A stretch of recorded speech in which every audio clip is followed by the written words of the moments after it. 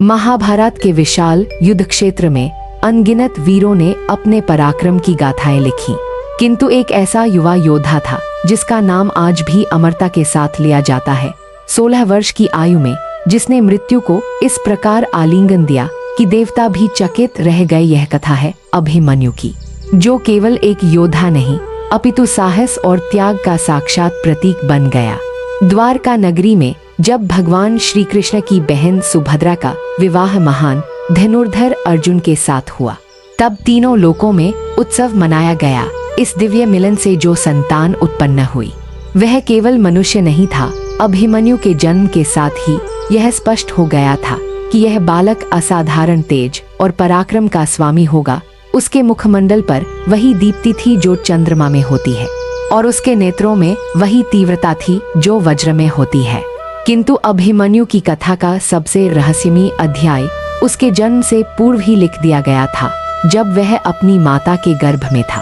तब एक रात्रि भगवान श्री कृष्ण सुभद्रा को युद्ध कला की एक विशेष रचना के विषय में बता रहे थे। वह रचना थी चक्रव्यूह की, जो 7 घेरों में बनाई जाती थी और जिसमें प्रवेश करना मृत्यु के मुख में जाने के समान था।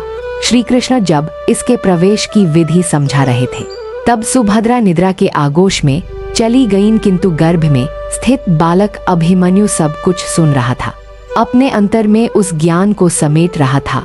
इस प्रकार अभिमन्यु ने चक्रव्यूह में प्रवेश करने का रहस्य तो जान लिया, किंतु बाहर निकलने की विधि सुन नहीं पाया।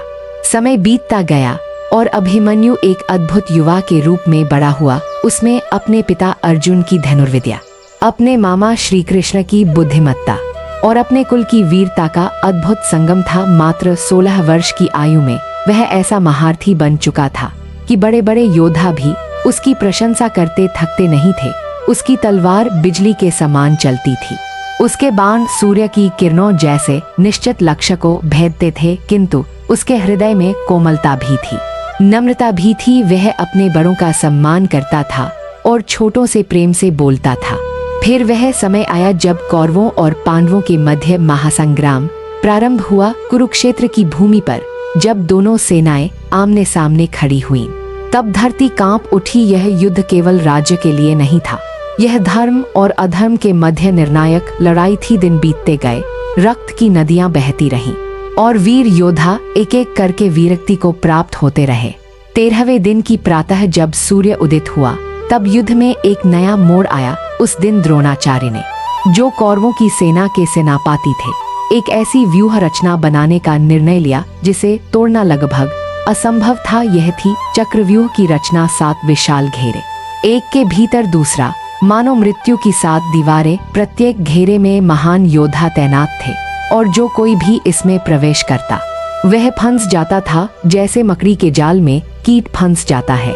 उस दिन अर्जुन युद्ध क्षेत्र से दूर थे। कौरवों के एक योद्धा जयद्रथ ने, जिसे भगवान शंकर का वरदान प्राप्त था, यह प्रतिज्ञा ली थी कि वह अर्जुन को छोड़ किसी भी पांडव को रोक सकता था। द्रोणाचार्य ने इसी योजना के अनुसार अर्जुन को युद्ध क्षेत्र के दूसरे छोर पर व्यस्त रखा। पांडवों की सेना के समक्ष चक्रव्यूह खड़ा था और उसे तोड़ने वाला कोई नहीं था। युधिष्ठिर चिंतित थे, भीमसेन क्रोधित थे, किंतु मार्ग नहीं था।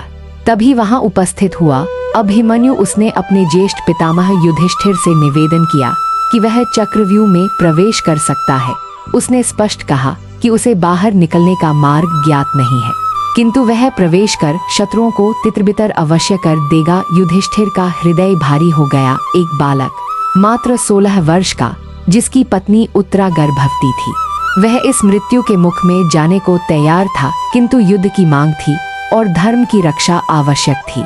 धृष्टद्युम्न, भीमसेन और अन्य महारथियों ने प्रतिज्ञा की कि वे अभिमन्यु के पीछे पीछे चक्रव्यूह में प्रवेश करेंगे और उसकी रक्षा करेंगे। अभिमन्यु ने अपने शस्त्र संभाले, अपने रथ पर आरूढ़ हुआ और एक बार अपने चारों ओर देखा। उसने अपने पितामहों को प्रणाम किया, अपने मामा श्री कृष्ण का स्मरण किया और फिर चक्रव्यूह की ओर बढ़ चला। जब अभिमन्यु ने चक्रव्यूह के प्रथम द्वार पर आक्रमण किया, तब मानो आकाश में बिजली कड़क उठी। उसके बाण इस वेग से चले कि शत्रु सेना में खलबली मच गई। धूल के बादल उठे, शंखनाद हुआ और अभिमन्यु चक्रव्यूह के भीतर प्रवेश कर गया। उसके पीछे पांडव योद्धा भी प्रवेश करने का प्रयास कर रहे थे, किंतु जयद्रथ ने अपने वरदान का उपयोग करते हुए उन्हें रोक दिया। द्वार बंद हो गया और अभिमन्यु अकेला रह गया 7 घेरों के भीतर, शत्रुओं की विशाल सेना के मध्य। किंतु अभिमन्यु में भय नहीं था। वह जानता था कि यह एक तरफा यात्रा है, फिर भी उसका साहस अधिक था। उसने एक एक कर चक्रव्यूह के घेरों को तोड़ना प्रारंभ किया। उसकी तलवार ऐसे चल रही थी मानो यमराज का दंड हो। उसके बाण ऐसे लक्ष्य भेद रहे थे मानो स्वयं अर्जुन युद्ध कर रहे हों। कौरव सेना के अनगिनत योद्धा उसके समक्ष गिरते चले गए। उसने हाथियों को धराशायी किया, रथों को चूर चूर किया और योद्धाओं को पराजित किया। चक्रव्यूह के भीतर जो महारथी तैनात थे वे चकित थे। दुर्योधन जो कौरवों का नेता था, अभिमन्यु के पराक्रम को देखकर विचलित हो उठा। कर्ण जो अपने आप में एक महान धनुर्धर था, अभिमन्यु को रोक नहीं पा रहा था। द्रोणाचार्य स्वयं जो अस्त्र शस्त्र के आचार्य थे अचंभित थे कि यह बालक कहां से इतनी शक्ति ला रहा है। कृपाचार्य, अश्वत्थामा और शल्य जैसे महान योद्धा भी अभिमन्यु के समक्ष असहाय प्रतीत हो रहे थे। अभिमन्यु ऐसे लड़ रहा था मानो उसमें 10 योद्धाओं का बल समाया हो। उसकी आंखों में दिव्य ज्योति थी, उसके हाथों में अद्भुत शक्ति थी। ऐसा प्रतीत होता था कि स्वयं देवी दुर्गा उसकी रक्षा कर रही थी, मानो स्वयं भगवान शंकर उसके साथ खड़े थे। घंटों तक वह अकेला लड़ता रहा और कौरव सेना में त्राहि त्राहि मच गई। किंतु कौरव योद्धा जानते थे कि यदि अभिमन्यु को नहीं रोका गया तो वह संपूर्ण व्यूह को तोड़ देगा। तब उन्होंने वह किया जो धर्म के विरुद्ध था, जो युद्ध के नियमों के विपरीत था। 6 महारथियों ने एक साथ मिलकर अभिमन्यु पर आक्रमण करने का निर्णय लिया। यह कायरता थी, यह अन्याय था, किंतु भय ने उन्हें अंधा कर दिया था। पहले उन्होंने अभिमन्यु का धनुष काट दिया, फिर उसकी तलवार तोड़ दी, उसके रथ के घोड़ों को मार डाला और सारथी को भी। अभिमन्यु अब निहत्था था, किंतु उसका साहस कम नहीं हुआ। उसने रथ के पहिए को उठाया और उससे युद्ध करना प्रारंभ किया। वह पहिया उसके हाथों में सुदर्शन चक्र के समान प्रतीत हो रहा था। कौरव योद्धा भयभीत थे। यह बालक जो अब निहत्था था फिर भी उन्हें चुनौती दे रहा था। तब उन्होंने सबसे नीच कृत्य किया। एक साथ चारों दिशाओं से उन्होंने अभिमन्यु पर प्रहार किए। अभिमन्यु का शरीर घायल हो गया, रक्त बहने लगा, किंतु उसके मुख पर मुस्कान थी। अंतिम क्षणों में अभिमन्यु ने आकाश की ओर देखा। उसे अपने पिता अर्जुन का स्मरण आया, अपनी माता सुभद्रा का स्मरण आया, अपनी प्रिय पत्नी उत्तरा का स्मरण आया जो उसकी संतान को गर्भ में धारण किए हुई थी। उसे अपने मामा भगवान श्री कृष्ण का स्मरण आया और फिर अपने धर्म का, अपने कर्तव्य का स्मरण आया। उसने अपना जीवन धर्म की रक्षा में न्योछावर कर दिया था और इससे बड़ा सौभाग्य क्या हो सकता था।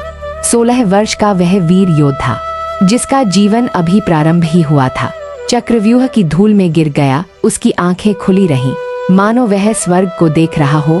उसके होठों पर मुस्कान थी, मानो उसने अपने जीवन का सर्वोच्च उद्देश्य पूर्ण कर लिया हो। जब यह समाचार पांडवों के शिविर में पहुंचा तब मानो धरती डोल गई। युधिष्ठिर रो पड़े, भीमसेन गर्जना करने लगे और द्रौपदी विलाप करने लगी। किंतु सबसे अधिक पीड़ा अर्जुन को हुई। उनका पुत्र, उनका तेजस्वी पुत्र उनसे दूर अकेला 6 योद्धाओं के अधर्म का शिकार हो गया था। भगवान श्री कृष्ण ने अर्जुन को सांत्वना दी, किंतु उनके नेत्रों में भी अश्रु थे। उन्होंने अर्जुन से कहा कि अभिमन्यु का बलिदान व्यर्थ नहीं गया है। उसने अपने साहस से यह सिद्ध कर दिया है कि धर्म की रक्षा के लिए मृत्यु से भी बड़ा कुछ नहीं है। अर्जुन ने प्रतिज्ञा की कि अगले दिन सूर्यास्त से पूर्व वह जयद्रथ का वध करेंगे। यदि वह ऐसा नहीं कर पाए तो वह स्वयं अग्नि में कूद जाएंगे। यह प्रतिज्ञा उन्होंने अपने पुत्र की आत्मा को शांति देने के लिए की और सचमुच अगले दिन अर्जुन ने भगवान श्री कृष्ण की सहायता से जयद्रथ का वध कर दिया। अभिमन्यु की आत्मा को न्याय मिला, किंतु उसकी कमी कभी पूरी नहीं हो सकी। अभिमन्यु की विधवा पत्नी उत्तरा ने कुछ समय पश्चात एक पुत्र को जन्म दिया जिसका नाम परीक्षित रखा गया। यह बालक ही आगे चलकर पांडवों का उत्तराधिकारी बना और हस्तिनापुर का राजा बना। अभिमन्यु की कथा केवल एक युद्ध की कथा नहीं है, यह साहस की कथा है, बलिदान की कथा है और धर्म के प्रति निष्ठा की कथा है। 16 वर्ष के उस युवा ने यह सिद्ध कर दिया कि आयु से वीरता नहीं मापी जाती, हृदय की दृढ़ता से मापी जाती है। उसने यह दिखा दिया कि जब धर्म की रक्षा का प्रश्न हो तब मृत्यु का भय नहीं करना चाहिए। आज भी जब चक्रव्यूह का उल्लेख होता है तब सबसे पहले अभिमन्यु का नाम लिया जाता है। उसने मृत्यु के उस द्वार को इस प्रकार फांदा कि वह अमर हो गया। उसकी वीरता की गाथाएं युग युगांतर तक गाई जाएंगी। महाभारत का यह प्रसंग हमें सिखाता है कि जीवन में कभी कभी ऐसे क्षण आते हैं जब हमें कठिन निर्णय लेने पड़ते हैं। अभिमन्यु जानता था कि वह चक्रव्यूह से बाहर नहीं आ पाएगा, फिर भी वह अपने कर्तव्य से पीछे नहीं हटा। यही सच्ची वीरता है, यही सच्चा धर्म है। आज के युग में भी अभिमन्यु का आदर्श प्रासंगिक है। हमें भी अपने जीवन में अनेक चक्रव्यूहों का सामना करना पड़ता है।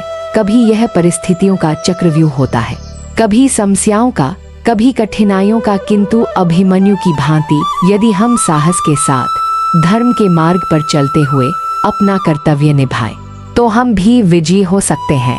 अभिमन्यु का जीवन छोटा था किंतु महान था। उसने 16 वर्षों में वह कर दिखाया जो अनेक लोग 100 वर्षों में नहीं कर पाते। उसने अपने नाम को इतिहास के स्वर्णिम पृष्ठों पर अंकित कर दिया। जब भी हम निराश हों, जब भी हमें लगे कि हम असहाय हैं, तब हमें अभिमन्यु का स्मरण करना चाहिए। उस बालक का स्मरण करना चाहिए जिसने अकेले ही मृत्यु के साथ घेरों को चुनौती दी थी। उसका स्मरण करना चाहिए जिसने निहत्था होकर भी युद्ध जारी रखा था। उसका स्मरण करना चाहिए जिसने मृत्यु के क्षण में भी मुस्कुराया था। अभिमन्यु की यह गाथा केवल एक कथा नहीं है, यह एक प्रेरणा है। यह हमें सिखाती है कि जीवन में चाहे कितनी भी विपत्तियां आए, हमें अपने धर्म का पालन करते रहना चाहिए। यह हमें सिखाती है कि साहस केवल शारीरिक बल में नहीं, मानसिक दृढ़ता में है। यह हमें सिखाती है कि मृत्यु से बड़ा सत्य है धर्म, और धर्म की रक्षा के लिए यदि प्राण भी जाए तो यह सर्वोच्च बलिदान है। ऐसे थे अभिमन्यु, महाभारत का वह तेजस्वी योद्धा जिसने मात्र 16 वर्ष की आयु में अमरता प्राप्त की। उसकी वीरता, उसका साहस और उसका बलिदान सदैव याद रखा जाएगा। उसने मृत्यु का द्वार केवल फांदा नहीं, अपितु उसे विजय में बदल दिया।